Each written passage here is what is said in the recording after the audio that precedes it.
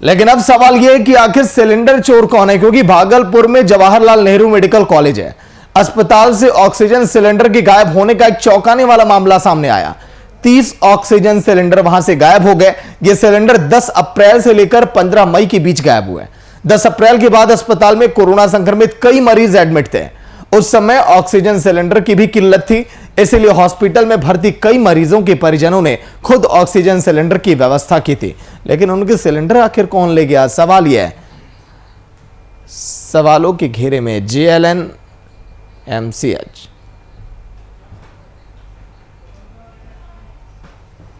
अस्पताल प्रबंधन ने जब इंचार्ज से पूछा तो तीनों इंचार्जों ने अस्पताल में तैनात अधिकारियों पर इसका ठिकरा फोड़ दिया। इसके बाद गायब हुए ऑक्सीजन सिलेंडर की जांच के लिए 3 सदस्यीय टीम का गठन किया गया।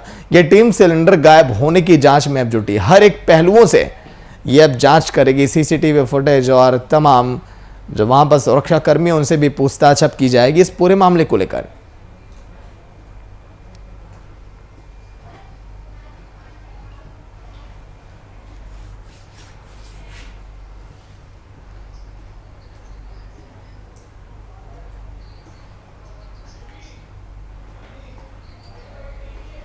जांच के लिए 3 सदस्यीय टीम का गठन किया गया। तो राजीव पांडे भागलपुर से लाइव जुड़ गए हैं। राजीव, अब कैसे जांच कर रही है पूरी टीम, क्योंकि 30 सिलेंडर गायब होना कोई छोटी बात नहीं है, वो भी उन परिजनों के जो लोग लेकर आए अपने लोगों के इलाज के लिए। राजीव, भागलपुर जो है ये जवाहरलाल नेहरू मेडिकल कॉलेज पूर्वी बिहार का सबसे बड़ा हॉस्पिटल है और यहाँ कोरोना का मरीज हर ओर से यहाँ पर आए, जिसके लिए सरकार के द्वारा गैस सिलेंडर का व्यवस्था किया गया था। ऑक्सीजन सिलेंडर लाया तो गया जरूर, रोगियों को लगाया भी गया, लेकिन वो धीरे धीरे 15 मई से 10 अप्रैल से लेके 15 मई के बीच में 30 सिलेंडर यहाँ से गायब हुए और एक दूसरे पर ये ठिकरा फोड़ते नजर आ रहे हैं। जहां पर सुप्रिंटेंडेंट जो है उन्होंने कहा कि हम तो टीम बना दिए हैं और टीम गठित करने के बाद ऐसा समझा जा रहा है कि वो टीम जांच करके ये पता करेगी कि आखिर ये गैस सिलेंडर ऑक्सीजन सिलेंडर गया तो गया कहां। जी, लेकिन राजीव, क्या और भी अस्पतालों में भागलपुर की ऐसी तस्वीर देखी गई कि केवल आप इसी अस्पताल का यह हाल बता रहे हैं? नहीं, ये केवल भागलपुर के जवाहरलाल नेहरू मेडिकल कॉलेज का ही ये स्थिति है, इसके अलावा और कहीं ऐसा नहीं है। लेकिन क्या मौजूदा समय में जो परिजन है उनकी ये डिमांड है कि मेरे सिलेंडर वापस किए जाएं? क्या उन लोगों ने वहां पर कुछ हंगामा किया, कुछ जांच की मांग की है, या फिर पूरी जांच टीम या अस्पताल प्रबंधन एक्शन इस पर ले रहा है अपने मन से?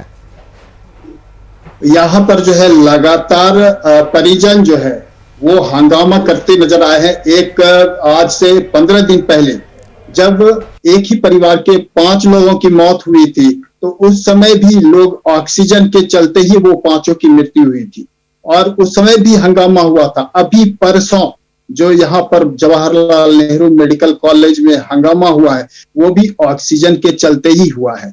और एक और जहां ऑक्सीजन गायब हो रहा है, वहीं दूसरी ओर रोगियों को ऑक्सीजन सिलेंडर मिल नहीं रहा है, जिसके चलते लगातार हंगामा हो रहा है यहाँ पर भागलपुर के जवाहरलाल नेहरू मेडिकल कॉलेज अस्पताल में। जी,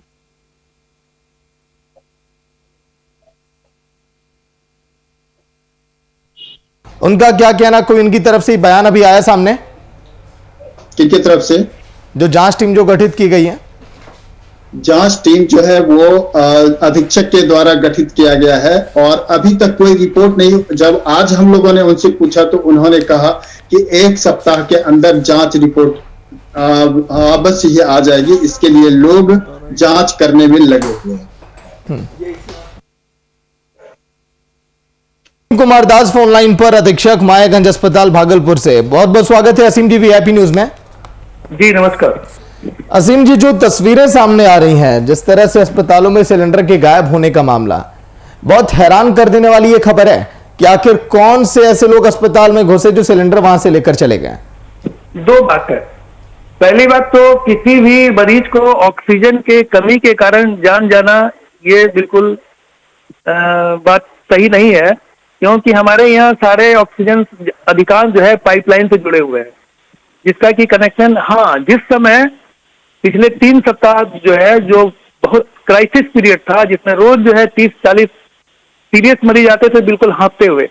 वो मरीज ये दूर दराज के जिलों से आते थे, 23 जिलों से आते थे, या फिर जो नर्सिंग होम में भर्ती मरीज जो डिफरेंट जिले में होते थे या भागलपुर में भी होते थे, वो जब अंत समय आ जाता था तो वो रेफर कर देते थे मेडिकल कॉलेज। तो वैसे लोगों की जो है, अगर ये कहा जाए कि ऑक्सीजन सिलेंडर नहीं मिला, मौत हो गई, तो ये कहना गलत होगा।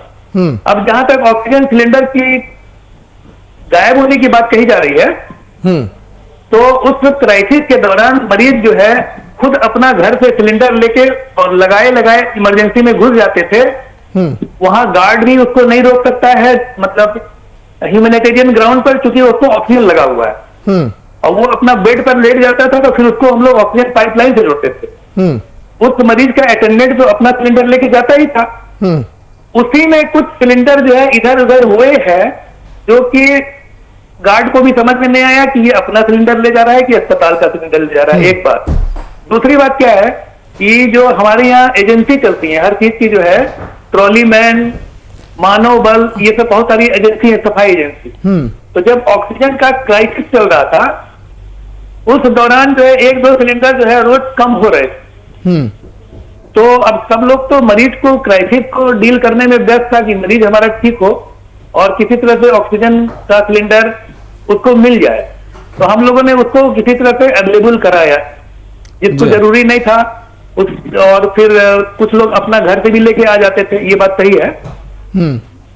अब जो भी गायब है सिलेंडर, अब जब मामला शांत हुआ है तो हम लोग उसको खोज रहे हैं एक एक चीज की हमारा क्या क्या सामान डैमेज हुआ इस क्राइसिस में, क्योंकि क्राइसिस में बहुत से लोग जो है एजिटेटेड थे, उन्होंने अस्पताल की प्रॉपर्टी को भी नुकसान पहुंचाया, डॉक्टरों और नर्सों पर भी जो है अटैक करने की कोशिश की, अब्यूजिंग वर्ड। नहीं असीम जी, क्या अस्पताल में सीसीटीवी कैमरे और ये सारी चीजें लगी हैं जिसकी जांच के आधार पर पता चल सकेगा?